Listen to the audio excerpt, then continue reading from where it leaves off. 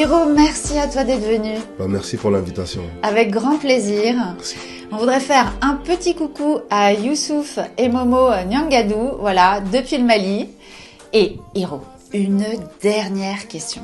Comment tu fais pour avoir cette énergie avec tous les concerts que tu enchaînes, les avions, les répétitions, les studios? Quel est ton secret? Voilà mon secret. Doublez vos limites avec Double 7. Faites le plein d'énergie grâce à la gamme de boissons énergisantes Double 7. Composée d'une sélection d'ingrédients riches en vitamines pour un goût unique et un max de plaisir à chaque gorgée. Augmentez votre énergie et retrouvez toute la force et la vitalité nécessaires pour affronter efficacement tous vos défis du quotidien. Double 7, c'est la boisson irrésistible que tout le monde désire et que tout le monde veut goûter, mais... Ah non, c'est ma Double 7. Ah non! Découvrez vite les nouvelles saveurs Double 7 Light et Double 7 Cola partout au Mali.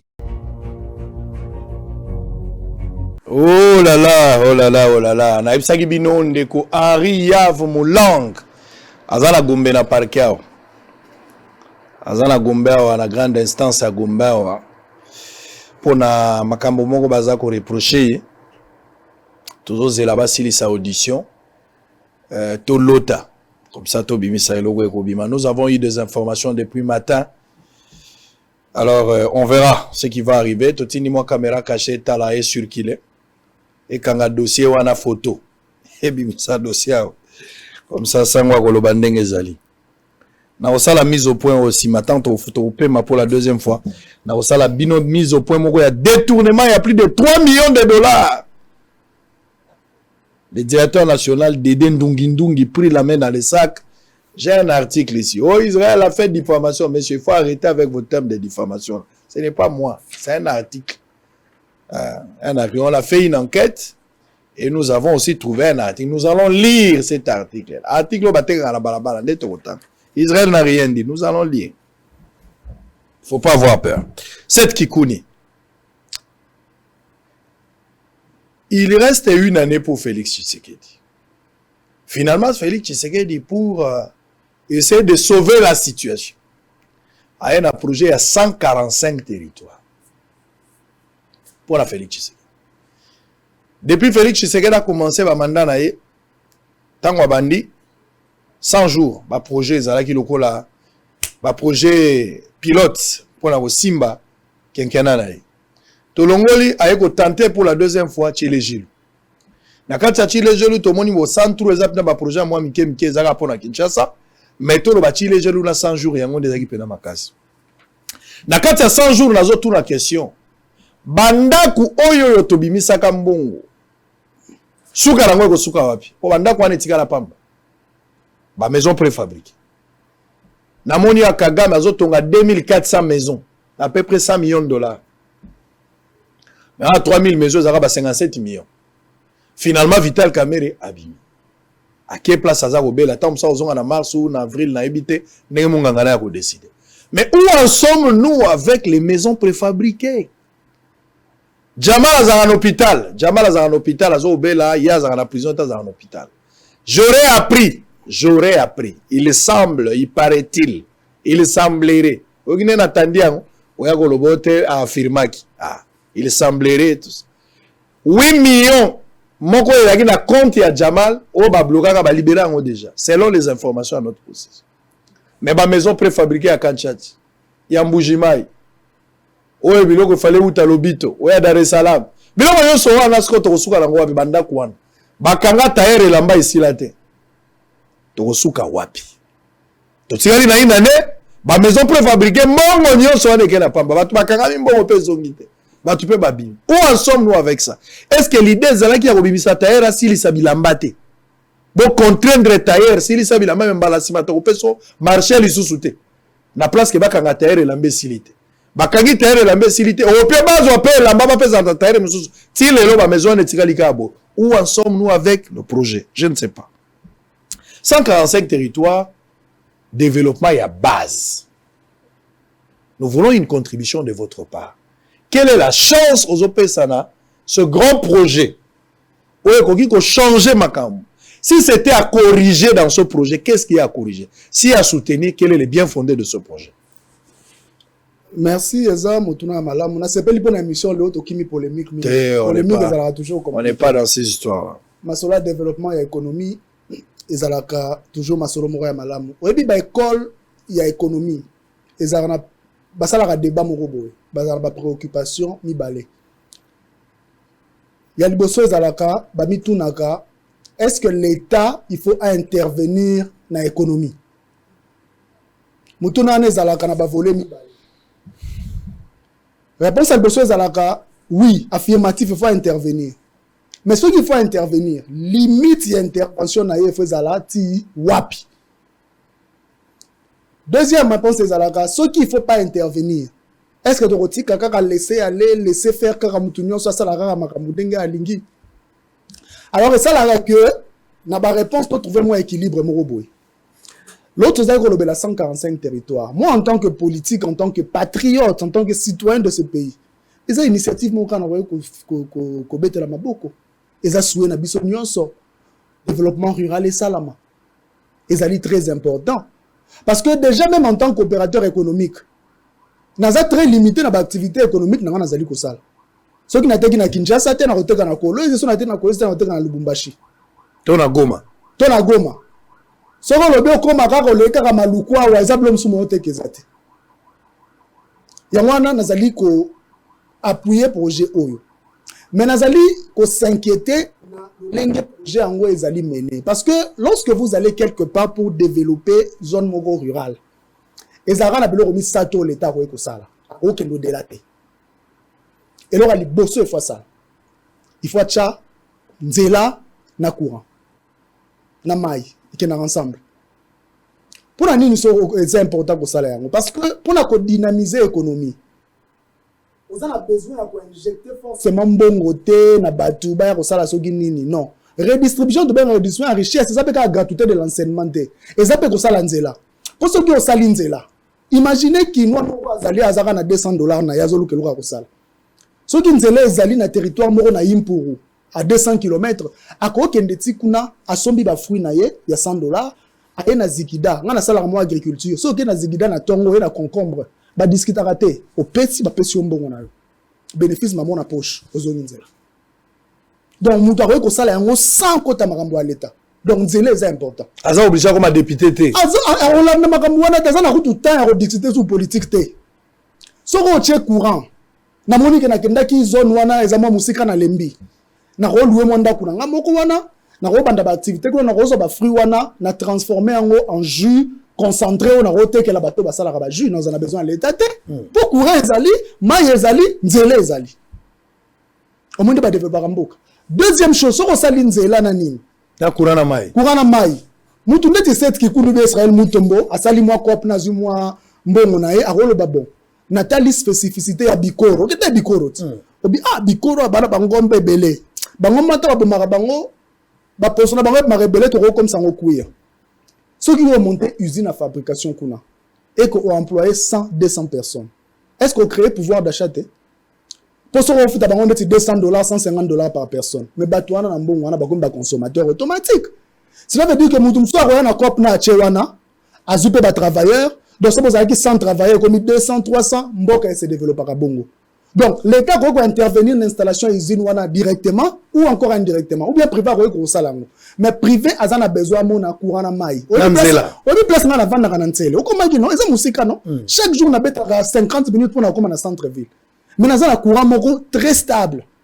Nazana nzela tina ndako na ko koma na catch na komi. Maintenant on va na musika, qu'est-ce que j'ai à faire ici na banda na meke aux autres kaso gini. Non, j'ai pas besoin de faire ça. Mais pour nzela na mai ezali ti place nazali na kei kuna. Ba Congolais belo za komona bilenge ezali teke ba omela diamba baza komela ba gene pona esengo non misusu baza na ba déboucher te place okendeza te pour l'état azokomisa biso partout te. Troisième chose, à part courant mai na énergie na cadre 145 territoires, à part usine à fabrication et salama selon spécificité ya mboka. Donc osa nora ba cuir to remonter kango na Kinshasa to remonter kango pe na Espagne to remonter kango pe na Italie remonter comment ça doit négocier bien. Troisième chose, il faut ça, la soit université, soit institut supérieur, technique, oyo. Parce que l'université et l'institut technique peut exali entreprise. Mais tu as entreprise, il y a production, il y a connaissance scientifique. Donc on va na mayele comment est-ce que on comme ça courir on est le mususu. Comment est-ce qu'on retransformer, comment est-ce qu'on conserver en malamu. Comment est-ce qu'on retransformer mayo boy. Rôle na bango yango wana. So bilo comme ça tu et salami. L'État en a besoin de retenir discours T pour remotiver Batou. Il a besoin de panoter. Il a besoin de panoter. Banderole. Économie bambi yango moko. Ya ko maka ya ko motala. Ah, ba comme des entreprises bo pesa impôt na bo pesa taxe na. Développement yango wana. Mais ba chiffre na moni pour 145 territoires, ça ba aventure. Ba 3 millions de dollars par territoire. 3 millions de dollars au ça la nini papa. T'es tout ça la sérieux. 3 millions de dollars pour développer le territoire. Au ça na moni. Ponzela yango moko zo poser problème. Bien sûr parce qu'il faut canaliser, il faut le battre to banana nous, l'espace moko netiki makati, to comme ça chaque territoire netiki makati. Ça nos 100 km de route, to encadrer bien côté to ça l'usine à fabrication, to check courant, activité bandi côté. Chez moi centre de santé. Voilà, mais na 3 millions ça là ni. Na 3 millions au ça là et le roni. Inquiétude na biso yango wana principal. Pour ça le rôle ça moi projet mon car ya propagande, ndeka nyo so salamaki. 100 jours ezalaki le la propagande pour tozalaki na option ya kosala ba route secondaire to préférer ko transformer ba route existant après to zongi sans koyoka soni na projet mususu 0 trou tozu 32 millions pour na robamba mabulu mususu ko te botamina ba so de mouton tozi ko sala rasiko on est aventure 32 millions un peu ko servir au sala sous 30 km ya ba route secondaire to salité to na chile gelou fiasco, tout est-ce qu'on a 145 territoires, mais tant qu'on a des chiffres, au moins on dirait que c'est le mora cosmétique. Et ça a un lancement, bah lobby, mais au fond, il n'y aura rien. Parce que ce qui est sérieux, c'est là. On a 145 territoires. On a 145 territoires, mais on a Félix Tshisekedi, le roi naturel a une année. Le roi naturel a pour un deuxième mandat, on a développé 5 territoires. Bon, mon année, comme on est New York, on a aussi là. Au Zumbon, on a une division pour 5 au Sali. L'État, c'est la continuité. Le but, c'est de gagner, on continue 10 moussous. Ou bien, ceux qui connaissent ailleurs, on continue ni moussous. Nous sommes de la zéroté. Et on a sa volonté, et on a sa volonté à Moutou, on a aligné que ça la moussala malamu. Maintenant, on a 145 territoires. Au bandi, au panzimbo, au partout, sachant que construire sans terminer, c'est détruire. Au bandara 2 km à route, abandonner, on va aventure. Il n'est pas obligé de faire ça partout. Parce que ce qui est sûr, parce que dans ta génération, Mboko peut se développer. Une génération devra se sacrifier. Donc ça veut dire que tu travailler tellement dur que Makile Robima peut pas en absorber vraiment l'âme. Il ne faut pas s'attendre à ce que tu n'as pas. Même finalement, tu as bana. Voilà. On a commis na Tchoki en 2001. Tu vas corrompre les policiers, tu combat le roulage. Aujourd'hui, ça ne se fait plus. En 20 ans, bah quitter PIB, il y a 100 milliards de dollars, bah comme il y a PIB, il y a 700 ou 800 milliards de dollars. Bah, c'est là en 20 ans. Ça veut dire en 20 ans, on se développer, comme à quelque part. Et ça, c'est la révolution mentale, on a encadré ma camp. Il y a établir ma priorité, il faut ça là. Problème, na biso yango. Tu as investir un bon rebelle dans le comité de changement de mentalité. On est dans l'aventure. Tu ne peux pas changer la mentalité du pauvre sans améliorer les conditions matérielles. Et ça, les Cambo, tant qu'on a changé la mentalité des Congolais, c'est parce que Moutou Azananzala, le poteau, un ventre affamé à point d'oreille. Ça veut dire que pendant changer la mentalité à Moutou, pour Moutou avoir un discours, il faut y avoir l'effort matériel ou échanger. On peut, par exemple, le simple pour comprendre. Nakala, tu as un transport. Au moins, un taxi, bus, il y a un scandale, maman, slip, et tout, sous-vêtements. Tu as un peu pour nombre de minibus qui est mingi. Donc, au début, que ce soit raté, on a peut-être un arrêt. Mais tant que tu as un transco, tout temps, il y a un arrêt. Que chaque 30 minutes, bis est. Si on a un bis, est-ce que tu as un ressource? Bon, on sait la moulongo, non? Parce que d'abord, l'État, au tchèba bus, que chaque 30 minutes, il y a. Autant que ce passe un message qu'il faut que tu moulongo, il va comprendre. Mais il y a un tchèba bus, il y a un film. Parce que c'est un instinct de survie. Donc vous êtes d'accord avec le projet à 145 territoires, mais il ne faut pas nier sur 145 banda. Non. Avec les montants, c'est incompatible. C'est incompatible. Donc pas ciblé. Donc Félix Tshisekedi dit que l'État a continuité. Moussa Loya Bandi, c'est qui a continué, Israël Moutomba a continué, Martin Fayulu a continué, c'est comme ça. Et faire comprendre aux gens qu'il y aura une génération qui sera sacrifiée. On devra travailler. Très bien. Et on devra travailler. On doit réfléchir. Nazo rêvé Congo Oyo. Policiers à Zorambongote. Nazo rêvé Congo Oyo. Batma kota rate pour ba melazododo. Na lingina mona Congo. au signature, au ministre, pour la signature, nazo 5 millions. Nazo rêvé Congo à modèle wana. Nazo rêvé Nzambe. Ceux qui ont dépendre na yo, na bondeli yo na mona, ceux qui ont lingi na mona. Tozo kende lola mais ceux qui ont lingi. Na mona Congolais policier kozala lokumu. Ala ti costume na ye, azo sala musala, roulage. Ça qui a zombongo likasu. Yango nde miso na biso lingi monana. To mona Congo modèle wana lokwa ba Siméon. Congo ya lokumu. O policier amelaka diamba te. O député amelaka diamba te. Tozo zela Congo modèle wana. To mona yango mokolo nini. To mona yango mokolo nini. Congo ba juisseur ba kogumba maboko ba bito sala misala. O ba konzi ba kozala ba la misala tozo zela yango. Congo tokoboka bilongo na fulu te mais nous allons vivre pour les autres. Congo yo na kotika Kinshasa mais na ke vana nga na Kabinda. Na ke vana nga na Ngandajika. Na ke na Mupompa. Na ke na Bikoro, na Basankusu, na ke na Djuende na Liangola. Na ke na Lomela, na ke na Sankuru. Na ke na nga na Bunya na Wacha. Na ke na Mungwere, pa ba pigme na ke kuvanda po mai ezali, po courant ezali, po nzela ezali. Na bisaki bino na Goma. Ndenge ni mutu akoki kosomba 1 kilo ya pomme de terre, 800 francs congolais na Goma, 1 kilo. 800 francs. Mais on a Kinshasa, aux on a j'ai collé 5000 francs. 1 kilo ya madeso, 2000 francs na Goma. Soko ya okeli kolo.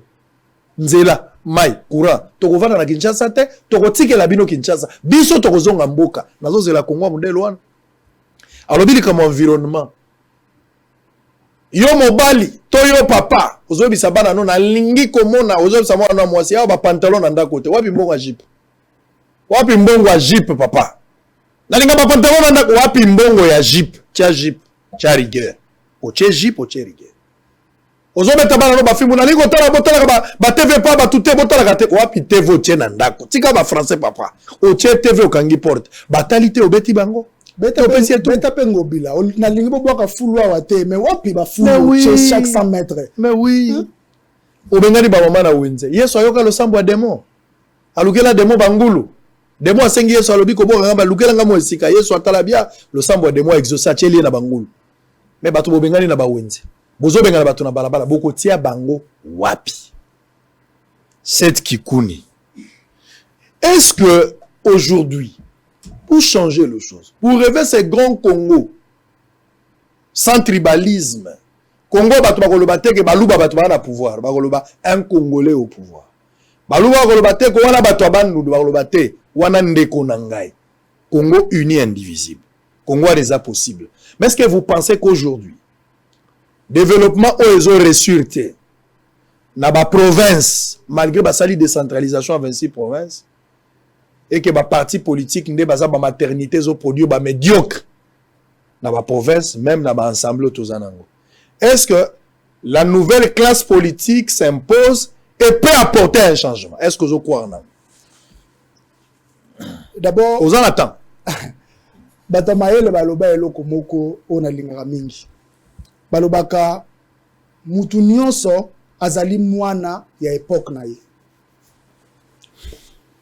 Cela veut dire que selon configuration en mboka, mboka il faut ezala gérer na batu moko bazali ko partager ba même problème na préoccupation selon génération. Citoyen Mbosso aza na 78 ans, nanga na yo toza majoritaire, toza na point commémoraté.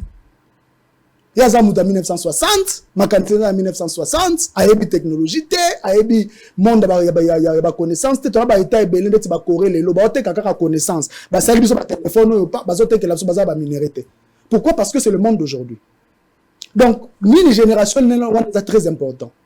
Moi, nazalaka toujours convaincu que mboka ndeti Congo et que zala jamais dirigé na mutu oyo azana plus de 50 ans vu configuration âge napso soit que musiki ezala 55 ans après on est à retraite après on est faut apema et aussi mbaté parce que le monde ezali ko changer ba défi ezali ko changer donc il faut mutu azali adapter na monde wana nde asala makambo wana yo sali chaîne no akitoko on sait voir que son akila poto na ya na mona la différence te pour na nini parce que on doit appartenir na monde na biso.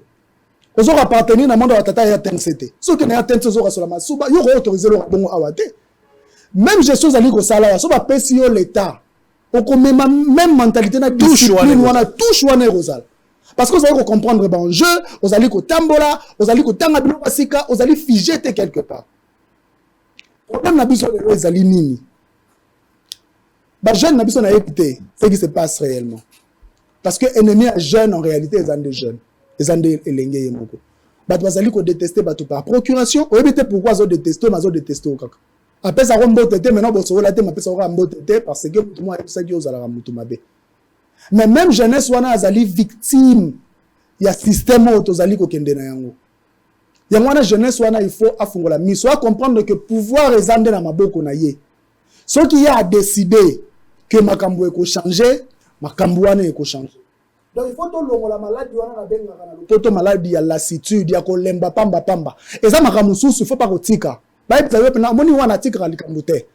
na 2006 na apes exemple élection salami Bemba Lobi a gagné 3 jours après to lobi totiki récomptage de salamate na 2011 tiens tu sais que dia Lobi a gagné to sali makelele 3e jour to lembi to leki na 2018 Fayoula Lobi a gagné on est tout ça la récomptage 3 jours après to lembi lissus na 2023 on aura les mêmes élections pourtant so aucun en Égypte pour benga na Hosni Moubarak ba jeune ba vanda non un mois mtazonga anda kwazate ba s'organiser ba yoki nzala biloko yuti ndaku ba zo lamba ba s'organiser mais ba vanda ki on a tia longwaki eza bitumba mususu il faut to bunda ngoti asuka nde na lobby il y aura des gens qui vont se sacrifier donc bitumba na biso il faut to bunda ngo biso moko sinon ba age koleka biso mbaleka ba chanceux to bundi to salimo ba entreprise mais 99% ba jeune na biso baza na chômage moko eza conjoncturel te eza structurel ezali chronique donc baza wana za muta 40 ans asimba ata $1000 boete azovanda pas ba parents $100 nano asimbita yoka ngo na lisolo voilà azozanga mbongo ya ya crédit na mboka ya lelo eza déshonneur eza pasi eza soni mingi batu bana banda ko avio ko ba clochard batu to betala maboko lelo ba excusez moi repère cet exemple pour na kanda Mobutu a dirigé Mboko pendant 32 ans papa ya Jean-Pierre Bemba azalaki le patron des patrons pendant ce qui 20 ans ce qui 15 ans Laurent Désiré Kabila a renversé na 98 basali rébellion a lobby a libéré Congo est-ce qu'il a libéré Congo toi qui retrouvé un privilège na en tant que mon dignitaire biso na ngana yo loro na intérêt so zagini na katwa de basala mo club na bango moko so loba yango oyo ba pesa rapace entre bango wazalaki mwana ya Kamitatu ozu ballon obwakeli wazalaki mwana ya Tshisekedi ozu ballon obwakeli bana ya ba Mutombo na ya ba Kikuni ba yebanite toza toujours hors jeu et comme il tampo na biso il faut que batata na ba diriger biso te bana ba ko diriger entre ta batata wana lem so ba détournaki ba somba ba mobilier donc atikeli mwana na héritage ya Kombo na ya mbongo donc poko ta politique za ngoje muke batundezi ba biso il faut bunda il faut sala biso bana ba tupamba non yango comme il faut to buka mirouana pena tout il faut se fissurer système on il faut to kota yango et pour to kota yango il faut biso to za la souder ba jeune il faut to bunda ça politique ezali bien commun ya mutu moko boye to be ya groupe moko boye non eza mboka na biso nyonso biso to comprendre ba enjeu mwana ya dignitaire akoli na famille moko ya riche ya ebinzala ngana teka sucré otambola mako oyebi ba passe pétrole na mai est-ce que bango ba yebi yango abotami papa nazalaki ministre akoli papa nazalaki PDG ba koti politique pas ni ayebi atangi na Europe atangi soki ouais pas ni ayebi ça ngana pardon pas ni ayebi non mais il faut te vendre. Ceux qui pensent qu'il faut compter sur l'expérience ya mikolo, est-ce que tu partages la vie? L'expérience la bango bazana savoir, bango bazana la cimetière, batanga Congo en 1960, ils ont été avec les Belges, ils ont mangé avec les Belges. Les gens restaient dans ça. Aux alliés jeunes, parce que moi j'ai fait le constat, naba ministère nyonso monia. La force de tous les ministères c'est la jeunesse. Jeunesse nazo constitué ba cabinet tout c'est la jeunesse. Pour batuba bimana balabala, jeunesse ndi bimana balabala. Ça dit décision ya venir ya mboka na biso za biso jeunesse, mais na partage biso to ala raté. Balongola ka biso na suka to za kwa ba burouette, to memi maizelo to beteli mbula, mukola suka to lali libanda. On a besoin de nous lorsqu'il faut les soutenir pour obtenir gain de cause. Mais na suka nous sommes vraiment mis de côté. Ce que tu dis là est vrai, c'est-à-dire même ceux qui politiciens tata na ya diriger bisote, mais il sait ba même plus loin na ba vice maman Bamakango na bango, peu bakoti la politique, ba branché peu bango. Ils se partagent le pouvoir et les jeunes observent. Je voulais dire à un jeune, une jeune fille ou un jeune garçon, je voulais vous dire quelque chose. Je suis avec cette Kikouni, mais je voulais vous dire quelque chose. Je ne sais pas pourquoi je vous le dis, mais je dois vous dire ça. Beauté aux Alango, le long a 20 ans. Quand tu auras 40 ans, tu n'en auras plus.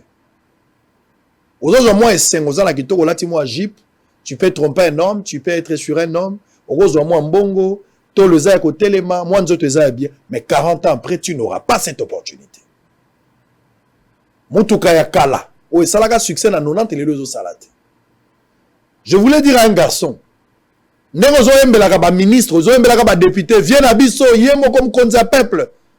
30 ans après, 20 ans, 15 ans après, si tu as encore envie, tu n'auras pas la même force ya osala. Si rajo osala lelo ko pakola batulanzela, osala ngote 15 ans, 10 ans plus tard. Tango mususu ko lemba. Kopo osala ya chair, 10 ans, 15 ans, 20 ans osala ngoli soute. Ba manœuvre le sozo que vendre na ba parti politique dans 20 ans ou comme papa. Il y a mon colo quoi osala ngoli soute. Si tu as 30 ans, tu auras 50 ans. Regarde l'âge que tu as aujourd'hui. Dans 10 ans, dans 15 ans, dans 20 ans, tu ne seras plus à mesure de les faire. Et yoko consacrer l'énergie pour gagner vie na yo. Mais un groupe d'individus, basé en otage, battu en résidence surveillée. Pour pas diriger, quand partir à Babouton. Bino bobima parti à Sayo Bogoya. Bino ba parti à Limete. Bino bo utama campagne. Lelo ba koyoka biso. Pesa bana na 5 000, mais là ba on a kati ya mutuka. Et plus tard, c'est toi le perdant. Est-ce qu'il y a un jeune qui me suit ce matin, qui peut comprendre que sans lui, les meilleurs politiciens, sans ce jeune, les politiciens qui prétendent être majoritaires à Rosalate, le jeune, tu as été encore petit, on disait à ton père, quand tu seras grand, c'est ton fils qui va bénéficier. Yo so lembi na yo. Papa est cette kikuni tika kikuni ndako bénéficier. Papa mutombo tika mutombo ndako mona yango. Lelo mutombo komi papa komi kokanisa mwana na ye. À quand la fin de cette mélodie? Yo zo le kabino la misu, un groupe d'individus bakangi bino. Oubliez un peu la bière. Bobo sana no mwa masanga. Bosala no mwa masanga. Bosala mwa kindumba ndambu. Bosala mwa kimoyibi ndambu. Bosala kishege, bosala kolanda batu. Et tout ça l'introspection, to uti wapi tozo kende wapi. To uti wapi tozo kende wapi. C'est avec beaucoup de larmes, de regrets. Quand je fais ces discours, il faut qu'il y ait une révolution de jeunes. Qu'on se regarde en face. Pourquoi il faut la benga au président Mikolonius? Pourquoi il faut la benga au vieux Mikolonius? Alors que l'opportunité, moi j'ai de l'énergie, j'ai de l'intelligence. Pourquoi je dois te suivre? Pourquoi je dois continuer à te suivre? Je suis jeune, je peux décider sur mon avenir. Pourquoi je dois continuer à être flatteur? Quand les 30 ans, je continue à être flatteur. Pourquoi? Oui. Comment on réussit à combattre à Lumumba? Oh mon Dieu. Parce que, et ça l'a mis dans mon contexte Mogoboé. Bazalaki ba ouvrier, mais ba s'identifier qui selon condition na bango. Ba ono so bazalaki bato mwindo, muta simba ki mando ki azali ko opprimer bango ezalaki mundele. Muta banda ko teya bango ezalaki mundele, muta banda ko nyoko la bango ezalaki mundele. Lumumba atalaki ba biso so na condition moko, to kotika bato basala biloko te. Il faut to sangana to bengana bango message le kaki. Les autres jeunes, il faut s'identifier au fait. Nani azali ko incarner mieux d'aspiration na yo, na mode de vie na yo, plutôt que de liboso. Parce que toi, vraiment, on a deux modes de vie. Classe moyenne et athée. Soit tu es très riche, soit tu es mobola. Ah, 4 tu es à la rangote. Donc, ceux qui ont allé passer temps na yo, Holandaka, ba konjona bete la bango maboko, ba lobi yaka ba pesi yo 5 000 francs. Après le boko mo le la haute na bundaki politique, ache moi si na suppléante, ache moi na ye DG, ache yo bo linya chana ni apesa yo 5 000 francs. Tant que na marche wana moi qui n'est employé na ye, ou qui n'est citoyen autonome, a dépensé 1 million, 2 millions ya iba qui na caisse ya l'état, ibi na mbongo na yo, akabeli yo 5 000, azongi na système pour moi si na bana, mais ça faute na yo. Et ça faute na yo pour ce que qui responsable ngoko ta na bajo ya bongo te. Tout ça qui na problème à Ramawa. Heureusement ba ko supprimer ngo. Initiative bandi, to lobi marche contre Ram Salam. Ram azwara $7. Normalement, pour ngana yo $7 c'est un problème té. On a ressenti en côté pendant toute l'année. Mais toi le belango pour tout le monde ils ont touché petit peuple. Mon qui tu ont sensibilisé petit peuple alors le but que de marcher contre Ram. Azo ba foutre la transport. Ah. Mais ngana refuta Ram. Na osala ngo pona yo pona biso nyonso. Sacrifice bandara bongo. S'il faut retomber la makolo depuis Massina pour que nous réclamer biso nyonso to sala 1 million devant parlement, il faut tout ça là yango. Et ça pour biso moko. Parce que tout le monde a besoin de double nationalité na bango, besoin de vivre na bango ailleurs, ba famille na bango ezalija wate et puis ba vivre ba problème sur de vivre parce que baza bana yaba. Mais il est temps pour nous de briser la glace. To quand on a système on a to envahir yango, to vandi wana to zu pouvoir ou eza pouvoir na biso, to diriger mboka ndé faut to diriger. Il faut qu'on a conscient eloko wana. Ah 2023 ezali koya. Oh to loba kité. Deux personnes il y a presque même âge, to zali ko loba yango. Bon, na betana nombo di article. Comme ça, tout souffle tant aux à boto qui t'en a un état de siège pour terminer. Boza et belé bozo na biso bilenge. Bobi manamangomba ba parti politique ezali ba morgue. Yo moko talaka ka ajozana. Tale longina photo na yo zo balana te. Incompatible. Biso no stozo lia formol. To comme le roi ba cousin même mutura mutauti na famille na ye. Tala passe. Ngana zo tino la parti politique ta. Ngana za la parti politique te na lingi yo pe oza na parti politique te. Parti politique no Congo. Mukolo toko benga batu na balabala po bakende ko sala marche po na snel na régie des eaux. Oh parti politique moko ko tika la ko sala te. Et dans la parti politique moko te babimisa batu na balabala po to na mai nako. Rigini ozo mona wana, rigini salongo bazaka na mai te et ebana des années. Et puis solution moko ya la rate. Si on continue à route mon kali ok côté à Misani hôpital à Madaï la basseur ok côté à Bavenimi Kondo côté à Bantezo la côté à Mamabanga Wenza Milangi kuna yo sur la kati baka na bango na courante baka na maite mais bana Kinshasa bazana Kinshasa bana so komi na Ipene bokomi na Wangu na Ipene na Sima kuna Verkis ba quartier mo batu bazana pasi ya rien mais ngai moko na uti Mbandaka ngai moko na uti Bikoro ngai moko na zalaki na Bunya ngai moko nazalaki na Mbujimai nazalaki na Ngandajika nalakisaki bino shita kafumbu place bakoki kozwa courant po te bapesa Ngandajika na courant zero Mobutu akei Kabila akei lelo Tshisekedi azali akoleka moto moso akoya mais siko français ngo tozokende nango wapi ba problème na biso yebani eza courant eza mai eza nzala eza nzela justice yebani moto ça dit mais si atuni question bato batomboli misapi. Ouais, il y a bien la réponse. Ma pèse réponse. On l'obité. Ma pèse la réponse. On n'a pas besoin de explications. Vous mettez des voleurs, vous mettez des corrompus. Dans l'Assemblée nationale, quelques députés, baza moins crédible. La majorité, on se rend compte après qu'on a voté des voleurs, on a voté des corrompus, on a voté des médiocres. Bango na tour na bango. Bango mi kobeta ba motion. O ezobota bakamwa mbongo intérêt à population na kati. Ezalité, so batu bakiti, o tete vacances parlementaires. Vacances ou les années vacances en que l'hôtel à Biloko ou Babaluki, intérêt de la population, rien ne se perd, rien ne se, tout se transforme. Yo Zaka n'a pas perdu. Yo Zaka n'a pas perdu. Yo Zaka n'a pas perdu.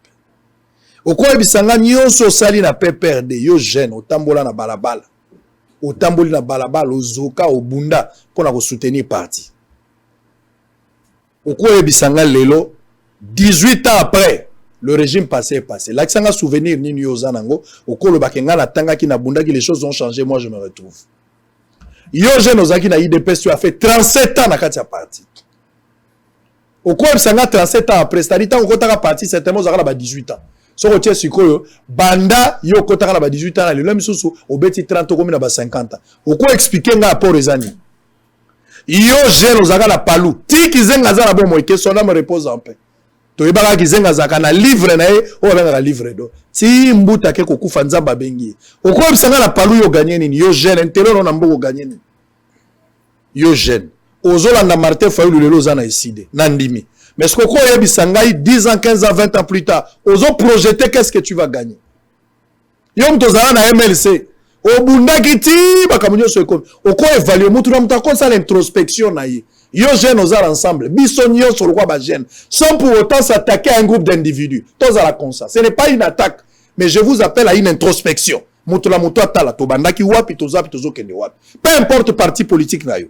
Il n'y a rien à s'attaquer aux gens, il n'y a rien à insulter les gens. Oh, il s'est attaqué. Non. Tout ça, la introspection. Qu'est-ce que nous gagnons dans ça? Qu'est-ce que nous avons gagné?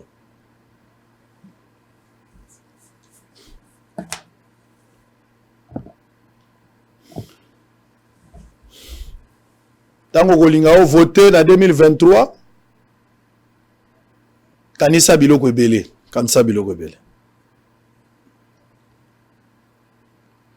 Détournement de plus de 3 millions de dollars au PNHF, le directeur national Dede Ndungi pris la main dans le sac.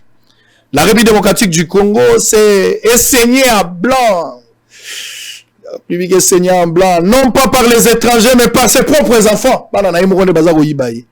Les cas le plus illustratif se trouve au ministère de la Santé. Ngaïté. J'ai lu l'article. Les agents du programme national de la santé aux frontières dénoncent un détournement organisé par leurs responsables. Ils en veulent pour preuve les recouvrements de la taxe de désinfection 4D instituée en 2020 par une note circulaire du ministère de la Santé. Après $25 par conteneur, les 20 pieds et 35 pour celui de 40 pieds, les deux ports de la ville de Matadi ont produit près de 3 millions de dollars pour la seule année 2021, qui se sont jamais entrés dans la caisse de l'État. Mbongwane kenda la poche ya moto. Yangwana na lingala. Le PNHF s'inquiète de la destination de ces fonds qui proviennent d'une taxe dont la régularité doit encore se conformer aux lois du pays. L'opacité qui l'entoure devient un véritable lit pour les détournements. Les sources de votre média confirment que le directeur national du PNHF aurait placé ses frères biologiques dans tous les circuits financiers pour effacer les traces de leur vol, oubliant que les statistiques sont perceptibles. Il a placé son grand frère biologique au poste numéro 1 des finances au Congo central pour bien préparer leur coup à la personne de M. Raoul Ndungi. Outre les deux ports de Matadi, quelques centres de prélèvement frauduleux ont été installés aux frontières de Kassandi, Aru, Mahagi et à tous les postes du PNHF du Congo central par le directeur national en complicité avec ses chefs de division de finances et de l'administration. Au centre de prélèvement au poste de Kassindi à Pranton, près $1,800,000 américains ont été détournés. Au poste d'Aru et Mahagi, $1,152,000, ce qui fait un total de $2,952,000 de sommes qui donnent des vertiges à tout celui qui en prend connaissance. Les administratifs voleurs existent encore au-delà de tout ce que l'IGF abat comme contrôle et audit finance. IGF n'a évité ce qu'il faut que nous vendons na bandako ya batoyo, n'a évité. Mais les têtus n'abandonnent pas toujours leur sale besogne. Ils veulent à tout prix en finir avec les fonds censés être logés dans les comptes du trésor public. Ces personnes saignent de manière humaine les recettes publiques sans se soucier de l'État lui-même qui en est propriétaire et du peuple congolais qui est le bénéficiaire ultime. IGF, Alingeti, Kei, Mobali et Lombe. Est-ce qu'il faut que mataba valizo que nous la bandako ya bateau pour baibate? Moïbe zako kobakaka toko suka wapi makambo toko kende nango to wapi. Toza na besoin école ya motote, toza na besoin couleur ya parti politique te, toza na besoin ya ba valeur. Ya bateau bakoko telema, aza la parti politique, aza la école nini, mais ceux qui azali capable. Le Congo a besoin des hommes capables, point barre. Point barre, point barre. Alors on va souffler pour terminer avec cette Kikouni. On va les libérer. Le candidat jeune de 2020, de 2018. On saura s'il sera encore candidat en 2023 ou bien en 2028. On le saura. On va prendre quelques éléments. Les travaux inachevés des caniveaux de l'avenir chrétienne à la base des inondations. Constat de l'état de la route sur le tronçon Mbandaka-Bikoro. On n'avait pas pris ça. Mbandaka, toutes les routes complètement délabrées. Après un long séjour en dehors du pays, un jeune Congolais chouchou. Na loba ina bino batebele batuna nga lobi. Makambo rolia. Makambo ya rolia. Na yebi na poto bato baliaka ofele bazali. mais sengaka moto azala na statut aza na mosala te aza pene eloko te bakana mwa mokanda oyo bato bakenda kolia ofele bazolia pena mipanzi alia michopo akolia ngulu mikila ngulu me ofele baliaka basali mais bato wana baza na misala te baza pena pamba basali mais un congolais azwi motema ye na limete awa na 10e rue azolamba biloko bato bakenda kolia pamba ndenge ozolanda nga bosoko oza na nzala okokenda kolia pamba ko bazolamba baloso madeso bafufu tala biloko un congolais na yebisaki bino toza na principe ya bien-être universel c'est vivre pour les autres. Nous devons soutenir ce congolais motu moko aza na eloko akolia toza na ere ya pasi tala ndeko aza pembeni so azanga eloko akolia pesa ye oyo azangi elamba kabela ye faites du bien aux autres kolia yo moko te bao baza pembeni bazoyoka pasi donnez aux autres Dieu se souviendra de vous donnez aux autres. Suivant ces éléments toza kozonga on va prendre maintenant cette Kikoun qui va se prononcer par rapport à état de siège avec cette situation. Il va aussi conclure avec un petit discours où il va s'adresser à bateau. Les missions de ce matin ne sont pas des attaques contre les autres. On n'a pas constitué un arsenal des attaques contre les individus. Mais ça révolte. C'est une révolution. Et ça conscientisation. Non pas contre un groupe d'individus à titre personnel, mais contre leur système. Il faut boycotter, il faut sortir de tout ça. Il faut créer un autre monde. Entre la nuit et le jour, ça ne marche pas, c'est incompatible. Un jeune de 40 ans, dirigé par un papa de 78 ans, 80 ans, oh, ça comme une souka. Même en temps, bon, j'allais dire un truc. Mon oko. Pardon, précisément Maloba, pardon. Les travaux inachevés de caniveau de l'avenue en bas du pont Makelele dans le quartier Jamaïque dans la commune de Kitambo seraient à la base des graves inondations après chaque pluie, comme on peut le voir sur ces images. Pour traverser d'une rive à une autre, il faut faire les 12 travaux d'Hercule en traversant avec tous les risques possibles d'entrer dans ces eaux ou soit encore prendre le risque de se faire porter par quelqu'un d'autre pour arriver de l'autre côté. Même chose aussi pour les véhicules qui traversent avec tous les risques. Quelques riverains rencontrés sur place donnent ici les raisons de ces inondations. Bon, moi, il s'agit de débordement par rapport à la canalisation d'abord. Parce que malgré la misala, ça aurait dû être canalisé déjà très bien, on va prévoir danger. Malheureusement, l'État face à la préventionniste. L'État n'est pas préventionniste, c'est aux élections qui ont été l'État. Mais évidemment, tout le monde a l'État. Le roi de pour l'État, par exemple, parce que quand vous tenez compte, il y a Nzela Oyo, vous prenez le coût qui a été demandé pour que Nzela Oyo Salama. Je ne pense pas qu'avec ces sommes, tu revends en Nzela comme une année. Le problème est que en côté parce qu'il fallait que les canassa pour wana. Mais place wana basili en côté. Donc moi il dévié, moi il va canaliser en côté, c'est normal les Nzela. Les autres déplorent cet état des choses et appellent les autorités compétentes à s'impliquer au sujet de cette route d'importance capitale qui permet le désenclavement du quartier Jamaïque et Kanluka.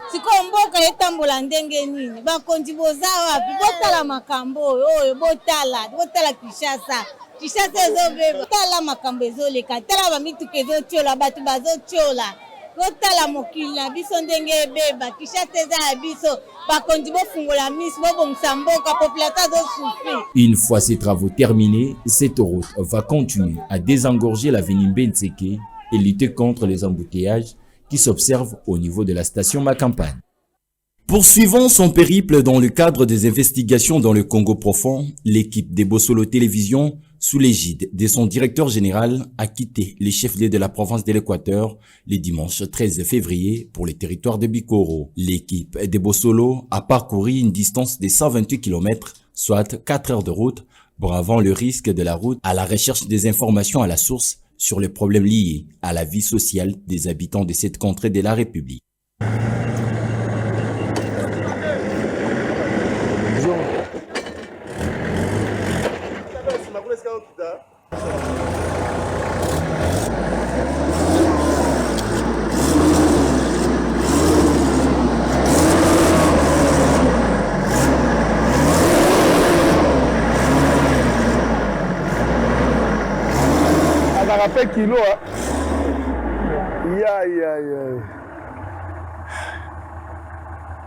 Juste après 2 heures de route, l'équipe s'est bloquée par le mauvais état du pont érigé en bois par les chrétiens catholiques entre le village Biokalamba et Bofindi.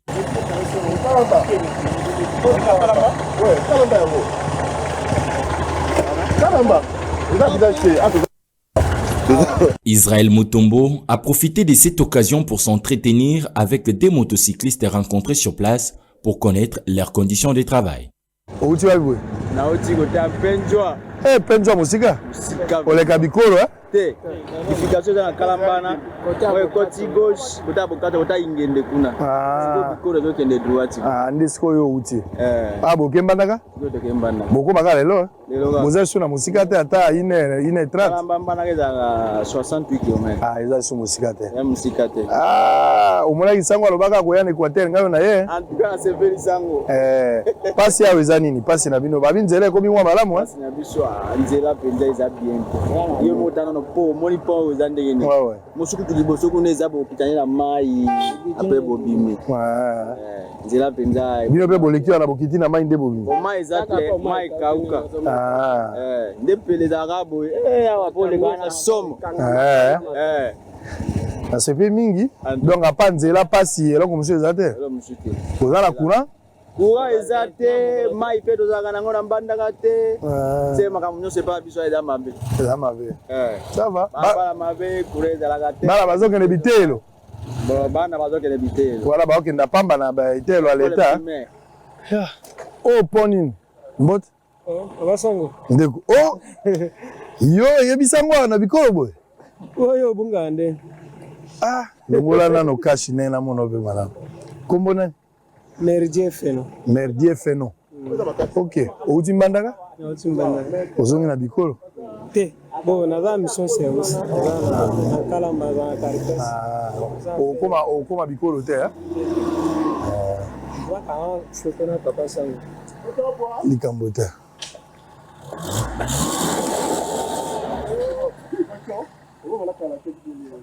As-tu interaction?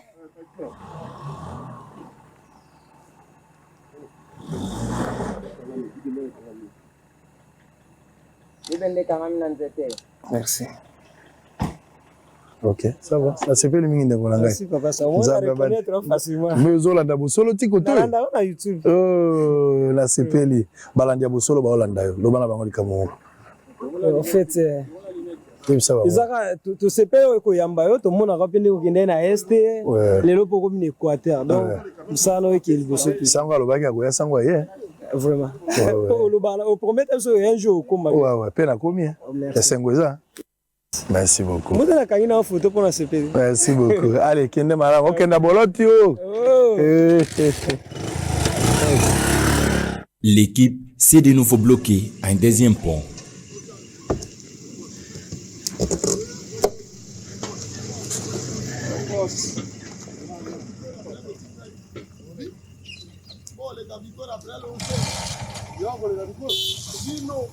Ici, Israël Mutombo est surpris de voir un motocycliste transportant 5 clients sur sa moto. Incroyable, mais vrai. Moto boyayo? Bango baloué yo? Matine na transport na osa le transport. Ah yo transport, bango mine bafuti transport. Bafuti na moto moko boni. Bafuti na moto moko 7000. Moto moko 7000. Tina kalamba. Sima yo zongi sumbandaka. Ozui su bato kuno zongi na bango. Nde ozo sango mikolo nyonso boye. 7000. Yo eza 7, iye 7, iye pe 7, iye pe 7. Donc quoi 28000. Nde ozui. Okenda boye 28000 kozonga pe 28000. Ozana mwasi. Ozana pe 28000 wapi ngomsu pe na ojo atena jongi. Sopo zongi pe ojo ba tete ozongi. Ozana basi, ozana mwasi? Boni. Mwasi moko? Bana boni. Mwana moko. Mwana pe moko. Ozana mbula ni? Ozana 25. Na 25 ans. Osaka musala musu teka koyo. Mwana na moke azana kelasi. Que mwana na azana 3 mois. 3 mois. Azana bébé à maboko. Après avoir constaté les mauvaises conditions dans lesquelles ces citoyens se battent pour sa survie, Israël Mutombo est pris de pitié à apporter son soutien à ces jeunes de 25 ans, question de l'encourager. Kolongwa kisa na mbandaka. Po kenda tibo carburant ozoti a boni. 4 litres. 4 litres kaka. Et ozaka 4 litres pe bokoma. To koma pe na ozongo. 4 litres moko combien? Litre moko 2500. 2500, 4 quoi 10 000. Aller retour 20 000. Ngara on peut sauver 20 000. Et ça lisa yo pour na carburant. Ozongi sa carburant non la aller retour. Na pesi yo maboko po et pesi yo makasi ya koluka. Boyete. Yo boy ko yiba oza koluka. Okenda malamu Là, on peut sauver 20 000 francs. On peut 20 000 francs. Merci. Au tchak carburant. Hein? On sait, on peut sauver ma casse. Posons à madame. Allez, pèse-moi sur la balle en botte. Et en parcourir ce long voyage, c'est à 19h30 qu'Israël Mutombo et toute son équipe feront leur entrée dans la juridiction de Bikoro, qui est le territoire pilote de la province de l'Équateur. La situation routière de la ville de Mbandaka, le chef-lieu de la province de l'Équateur, reste inquiétante au vu de la réalité constatée par l'équipe de Bossolo Télévision sous les guides de son directeur général, Israël Mutombo. Dès l'aéroport de la ville de Mbandaka, le constat est plus que décevant. C'est comme si aucun service d'entretien n'existerait dans cet aéroport. Dans la cour même de cet aéroport s'y trouve une terrasse comme en pleine cité. De l'aéroport au centre-ville, en passant par les avenues Air Congo, Mbouji, de la Libération, Bonsomi et tant d'autres, plusieurs artères de cette ville sont en état de délabrement très avancé. Il s'y constate sur ces avenues des trous qui ne favorisent pas une bonne circulation des véhicules, motos et autres engins.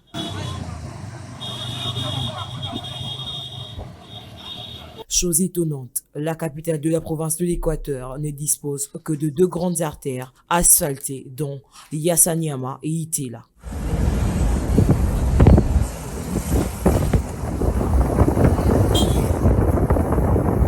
Pour la population d'Imbandaka, l'Office de voirie et drainage OVD ne dispose pas des engins nécessaires dans l'exécution de travaux de réhabilitation et construction de routes dans la ville de Mbandaka.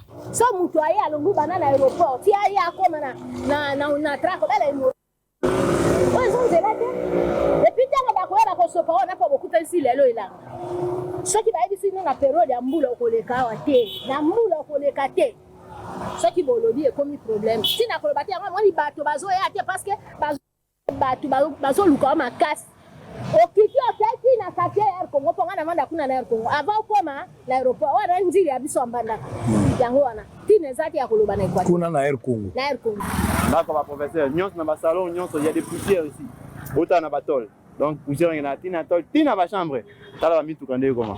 Donc il y a pas moyen il y a que là ba vendre il y a regarder tala rap. Désolé besoin na poussière désolé kat. Poussière les autres absolument na ndoto. Parce que c'est comme ba rouge du colo. Il y a des rouges. Donc il y a pas moyen par là pesa ko konda.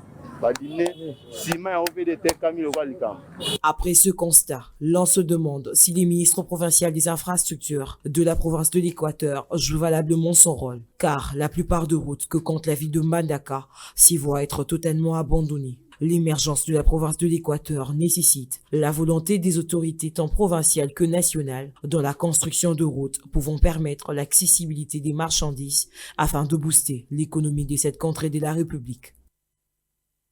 Ici, au quartier résidentiel de la commune de Limete, c'est une première en République démocratique du Congo.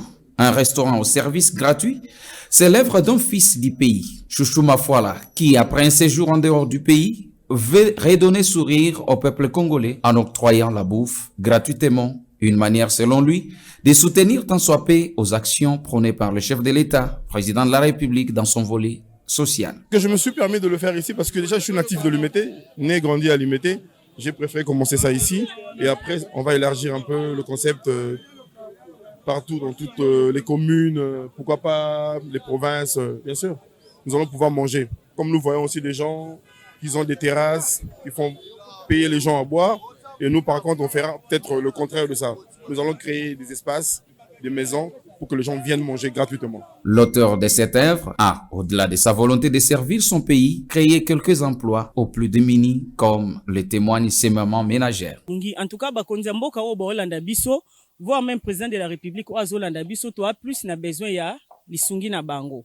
Baya ko chama boko parce que tozomona ba neti ba shege belé leloyo, ba kendere suko senga biloko na babarte. Soko yewana ertole sarabato mona ba shege belé bazawa na bazolia. Mulongo lolobwani restaurant ayemu commune yonse kadijibwa kujanga yenda keno kumbana tikibwalukai zambe mujulu mu amwambulishe nilunga nyelu ni makalenga tinawo papa Tshisekedi tutumusengelele ni mama bwani ye mukumba jakulunga nyikulujina lwelu ujumu akuye mu commune yonse ya mwana mwene Kongo.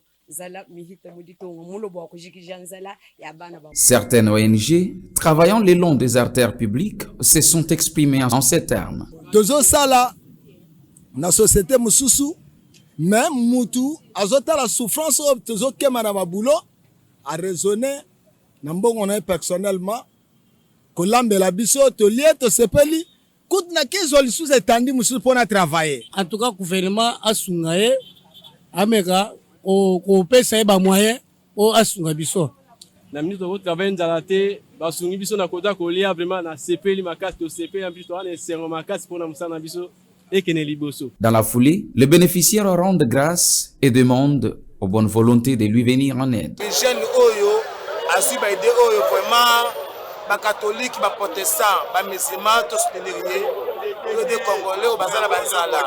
Sotango osala eloko bongo ozo accompagner chef de l'état pour soki ba fazer ba kuluna ba lie biloko et pousser bango te na okende ba désordre mo ba bilo mo ya pamba pamba kobotola mama bilo na nzela koyiba po aza déjà libumo ya kotonda mazofele awa anda matanga ya mazafu sosala ngonde ya ngolo leko ache mbongo na ye akango songe on a peuple congolais balia. Quant à ces projets, Chouchou Mafuala s'est dit optimiste et compte aller plus loin. Ça coûte quand même, hein, mais je pense que c'est pas le moment de parler du montant, quoi, en fait.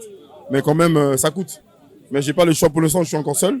Je suis en train de me battre seul. Et si jamais il y a les gens qui sont s'il y aura des gens de bonne foi, pourquoi pas.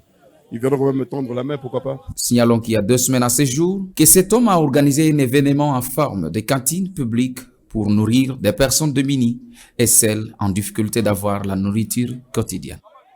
Dans le cadre des enquêtes et investigations dans la ville de Mbandaka, les établissements d'enseignement supérieur et universitaire n'ont pas échappé à l'attention de la grande équipe de Bosolo Télévision après les nettoyages de certains établissements non viables effectués par le ministre de l'ESU, Mouindo Nzangi Butondo. Un constat a été fait ce mardi 15 février sur les conditions dans lesquelles les étudiants suivent le cours dans quelques établissements publics de la ville de Mbandaka, dont l'ISTEM, l'INIMBA et l'ISP Mbandaka. Parmi ces institutions, existent celles qui font la différence au vu de quelques réalisations observées sur les sites universitaires. C'est le cas de l'ISTEM Mbandaka. Sur place, les constats est plus que satisfaisant sur le site de cet établissement public qui fonctionne sur fonds propres sous le guide de son directeur général qui, durant son actif, a pu doter à l'ISTEM Mbandaka plus de 20 locaux adéquats qui ont la capacité d'accueil de plus de 250 étudiants par auditoire.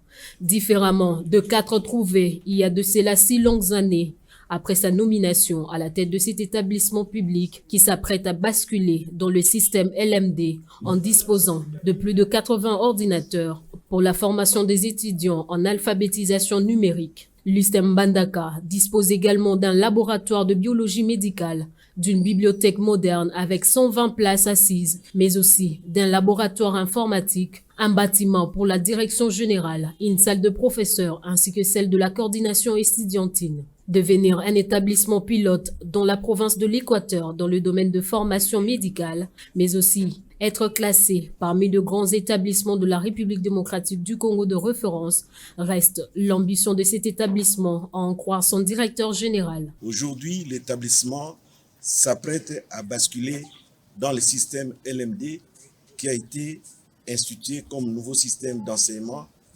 par la loi cadre de l'enseignement national de 2014 et consolidé par les résolutions des États généraux de l'enseignement supérieur universitaire qui s'étaient tenus à Lubumbashi en septembre 2021. L'ISTEM Mbandaka a quelques ambitions. Devenir l'établissement pilote du Grand Équateur dans le domaine des formations médicales et paramédicales, mais aussi se classer parmi les grands établissements de la République démocratique du Congo de référence dans les domaines justement des sciences de la santé. Nous attendons le recadrage que le chef de l'État a demandé au ministre de l'Enseignement supérieur universitaire pour que les enseignements dans le nouveau système LMD démarrent effectivement. Aux autres d'emboîter le pas, car le développement de la RDC nécessite la volonté de tous. Très bien, merci. Alors, on va terminer tokomi na suka ezalaki mwa molai mais tokomi na suka ezalaki quand même bien bomoni bino moko bisika totamboli ebele omoni mbandaka lisusu omoni mbandaka te toso effectivement makambo olobaki awa bato wana baza na besoin ya politique te so otieli ye kamba ina courant otieli ye nzela na ye avandi abosani mpe bino c'est très important. Alors on va terminer avec la CENI. Vous avez suivi Matata ou Ezabosa Matata mponi te mais Matata entre ministre à finance Kotoyo ndeko kadima na CENI. Moi bo soigne ezali ba révélation ya bambongo côté mbongo ezali te bo bangi ekomi komonana lokola 2023 élection ko kozala te boki bureau mosusu ya CENI uti kozika moto na bikoro bato bayibi biloko na kati bachie moto pona kobotsa na ba trace nyonso ezala te mbongo ba mise na note calendrier bimi na note faut basa l'état de lié matériel ça encore un problème na yoka ki mama mituka basengi nazo mitu na soki bao bazalaki batiki mituka tote finalement ba problème ezozanga te bande okaki baza na intention ata moko te ni de près ou de loin sika oboye pote ba ça la rapport et élection faut ça mais nazo kanisa mokonzi mboka souci na ezalaki élection salama mais tout ça la paix au préalable d'abord recensement et ça va bon ngonga o etikali fichier électoral to ebite ndenge yango eko salama soki révision ngo kozala ou pas na ebite mais soko tali nyonso wana lecture no ezozala nini ba indice o ezosele rapport eza déjà préétabli to bonne fois qu'organiser zali mais faut bozala pragmatique et rationnel par rapport à ba données o ezobonana kobanga no eza wapi. Bon déjà Maramba Senu est importante parce que je crois ba moi o eleki so eza na makambo na lobeli moi mingi na bitumbo yo to bundeli moi mingi o esenga ke kitana balabala na se ya bambula ezala ka makambo ya CENI to lobela Maramba Senu pona nini ba tu faut pas comprendre peuple azali kota la biso ezali tout simplement parce que na mboka na biso élection tango esalamaka ezala lokola moto azala makolo mibale alingo za la course na moto bakata makolo. Donc moto bakata makolo les andeti opposition, moto azana makolo mibale normal les andeti pouvoir. Cela veut dire que pouvoir azana ba moyen ya l'état pour na rebattre campagne, tout le monde a selon une époque ya Shadari, na pouvoir peut être komona, tu veux que pouvoir coiser de tous les moyens na ba institution ou malheureusement pas indépendant, baza indépendante pour gagner pouvoir. Parce que comme ça n'a été Félix Tshisekedi d'ici à se déclarer candidat à la succession dans le numéro 2020. Et ça déclaré. Moto bakata makolo ezali opposition. Ba parti politique y a opposition. Baza censé être subventionné par l'État pour bakota la compétition na madame. Subvention est ça la maraté mais c'est prévu par notre constitution, c'est prévu par nos lois. Basa la rabango ata aide morote pour bonda bitumba wana. Yango opposition na bitumba na salaka. Amona ka robo bunda bitumba nyonso na ndenge moko te asiblaka arbitre ezali CENI pour to s'investir ça comme mingi na mambo élection mbongo ezalaka dépenser énergie to zora ba risque et là to le bagarre ezali to lingi arbitre azala neutre. Cela veut dire que ceux qui Satan muta gagné on proclamer Satan, ceux qui Angelou muta gagné on proclamer Angelou, mais la qui sabisope a gagné qui ndenge, c'est tout ce qu'on demande. Problème nene ya CENI yango wana. Yango za question moro ya kozwa à la légèreté. Parce que nous investissons. Moi je suis opérateur économique. Naza makamuso a kosala. Mais so na politique za po makambo to lobi to lingi sous pauvreté à l'absoluté, to lingi so se retrouver na ko bunda bitumba moko ça veut dire na tiki ba mlande kosala. Siko na kokota na aventure ndenge ni fuma mama pesa la clair. Po tout monde na ya gagnaki, nani a perdaki. Na makambo nyonso eleka, analyse na ngezali, to na deux options. Si les salaman. Option liboso ezani. Bitumboyo ezali na nga mise en scène moko pour na ko crédibiliser bureau ya Kadima. Parce que le problème est nini biso to boya ki Kadima. To bundi to lopi Kadima za pena bureau za pena donc l'enfant indésirable et indésiré to lingi ete ndenge zeme ko taki to sepela ki ngote. To boyi te lo to za ko boye.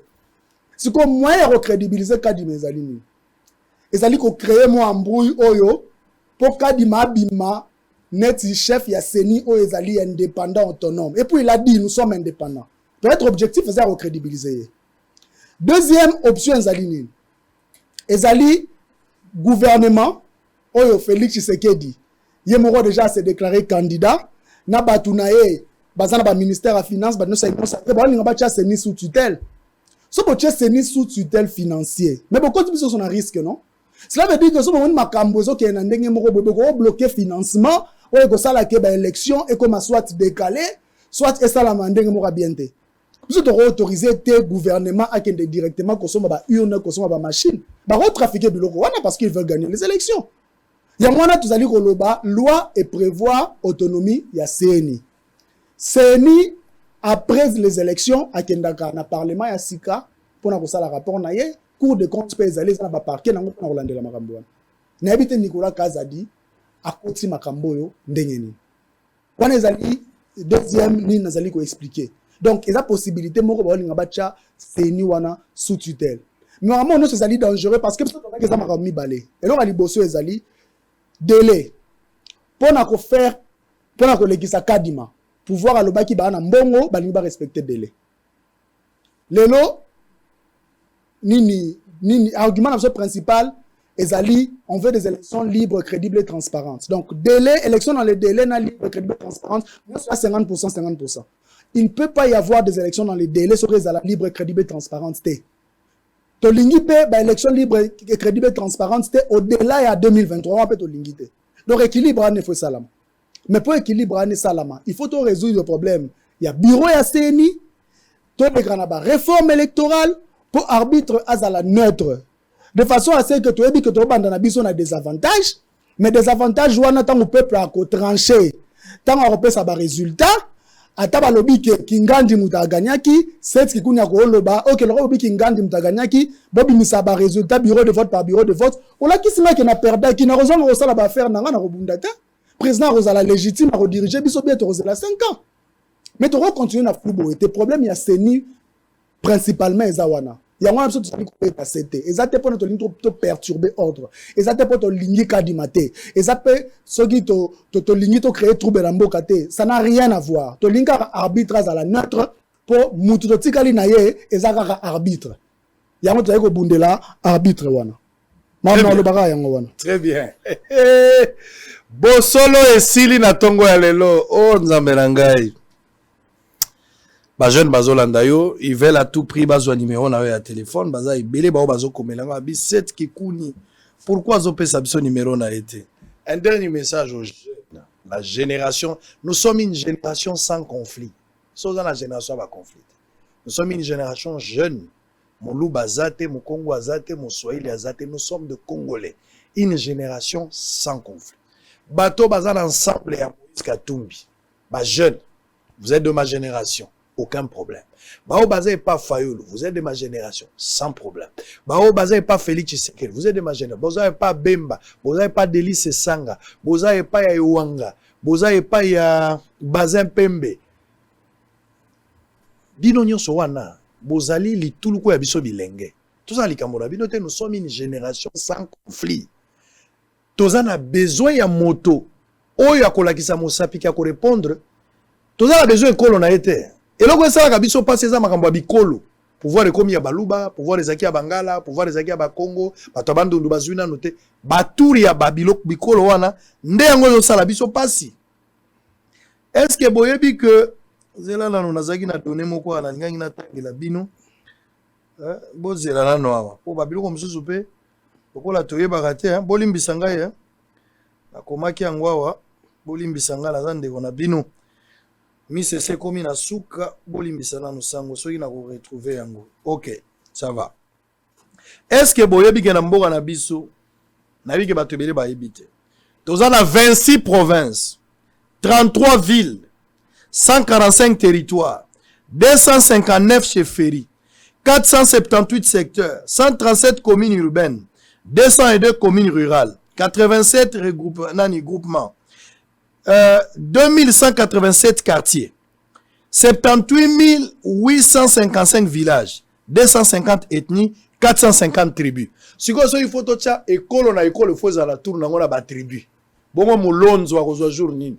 Mon San Salvador a c'est allez, lobela ba jeune, to silisi. Minga olobeza li susute. Message ezali simple. Toza ba elenge mboka yo ezali mboka na biso.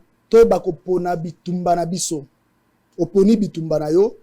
Obundi okomi isi bitumba wana tina suka pona bien na yo. pour continuer sous la situation oyote. Oyo nyonso biso tozali kosenga, oyo nga nazali koimaginer pour la jeunesse na biso za na vie normale. Bolanda lo engete balobaka ote mutu nyonso akokoma millionnaire, mutu nyonso akokoma milliardaire, non. Vie normale eza nini? Vie normale eza simple. Obotami, obandi kokola, otangi classe, tango silisi classe, okoki ko zwanda kuna yo moko ya location, tango zwindaku, ozwi pe musala, oyebi ke ndenge ozosala wana après 10 ans, après 15 ans, okoma na makoki ya kosomba ndaku na yo moko, okoye kobala, okoye kobota, okoye kotinda bana na classe, okoye bomba mukie pembeni de sorte tango okoma na 60 ans, 65 ans tango en retraite, okobengaka bana te ba ya ko aider yo parce que ozana moi épargne na yo quelque part. Eza compliqué ta? Eza vraiment compliqué te vie normale yango wana. Et le biso to lingi pona ba jeune nyonso yango wana. Et puis ezali possible. Ezali possible parce que système bazali ko imposer biso, o tozali ko vivre nango eza système moko construit pona ko écarter toujours ba jeune. Cela veut dire que besoin un budget à 5 milliards de dollars, 70% ya budget zo kwea neti salaire ya bato neti ba député, ba mandataire, ba ministre pendant que bon on est ko servir na ko sala ba infrastructure pour biso ba jeune to comme moi dynamique pour se créer ba moyen na biso moko. Eza normalité. To ko kuta na mbala ebele to ko solo la. Na pesa bino ba numéro mibale. Yangai na ya assistant nga poza la tona benga ki set ki kuni ya yambaki te. Na pesa no rapport mibale. Ya liboso yangai ezali 097 0699 327. Numéro d'assistant en ezali 081 050 25 06. Très bien. Nyonso ya koloba yango. Apesi ba numéro mibale na yo kana suka te ko sango nga na komaki bien te. Koma ya suka yango la zotanga po na yebi bino to ebani malamu. Numéro ya 7 kikuni 0997 0699 327. Ouais, 097, pas 0997. Non. 097. Oui. Et puis 0699. Exactement. Et puis 327. 27, oui. Voilà. Et puis 081 050 25 06. Bozala prudent. Bomi bate là. Couper sa confiance dans Moutounio sauté. Tala pe entourage na mutu nyonso na jida na ye mutu nyonso za na jida na ye et puis jida na yo zaka moto lingaka mingi moto opesa ebele na église ya Yesu moto ba pesa ki misolo ezaki nani ezaki jida yene mutazaki monyangeli ye mutasimba kambongo finance na maboko na ye mais sala ki ye mabete pa ke no lukambongo mibale po luka boma Yesu moto mo aza jida pembeni na yo. Faut être prudent comme un serpent, simple comme la colombe. Congo et Robonga. Loba malamu pona Congo, sala malamu pona Congo. Merci à Précieux Mouyoko. Ça a été un plaisir, un bon travail ce matin. Merci également à Elidia. Merci à la grande équipe qui a travaillé. Ordinolas, il y a Esther Yamoumé, j'ai senti quelque chose. Merci à la grande équipe. Guillaume également. Merci, la Batunyozo va travailler. Roublin Bamba, caméraman du chef. Joyeux anniversaire à notre enfant. Azamon Anabiso, Azamosala, Wana Liam. Jansi Mpotamira. Joyeux anniversaire, Jansi. C'est Papa Israël, le chef des postes officiers de permanence qui chante pour toi. Joyeux anniversaire, Mbotama et l'amour. Jansi Mpota Mira, photo dans le comité. Mais toi, joyeux anniversaire. Il y a Esther Yamoumé. Va prendre cette chaise de papa. Place. Allez, on se retrouve à 16h. Le Londres na bisaki bino match retour na lisolo na lobaki ya Bado Martins Mowe yo akenda bato yo bayaki koloba moi c'est nenda le kaka sika lelo bato pe baza opesa makanisi koleka bango bazali bango pe baye donc bango pe bazala na 16h bango loba version na bango po bamoni ke basambwa ki fo baloba pe makam bazala droit ya koloba to koboyela bango maloba te à 16h na pe maman muke na za kozonga kimia na mabota la bino à tout à l'heure.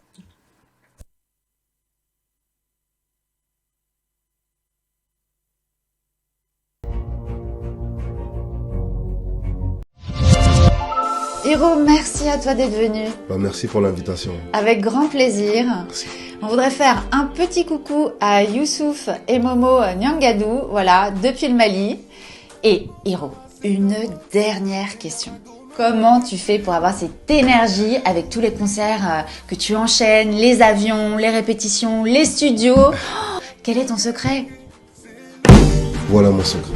Doublez vos limites avec Double 7. Faites le plein d'énergie grâce à la gamme de boissons énergisantes Double 7. Composée d'une sélection d'ingrédients riches en vitamines pour un goût unique et un max de plaisir à chaque gorgée. Augmentez votre énergie et retrouvez toute la force et la vitalité nécessaires pour affronter efficacement tous vos défis du quotidien.